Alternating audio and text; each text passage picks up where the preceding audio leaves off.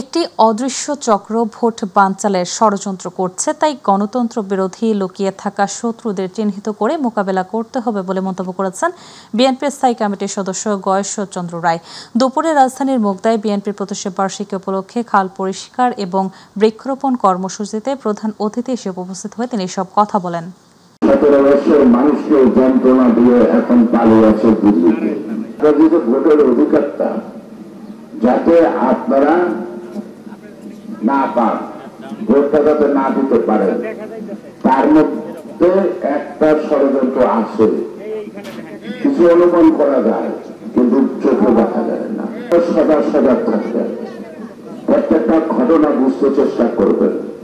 আর সেইভাবে এই বাংলাদেশে গণতন্ত্রের বিরোধী, ভোটের বিরোধী শক্তিকে উচিত জবাব দেওয়ার জন্য আপনারা সদা প্রস্তুত।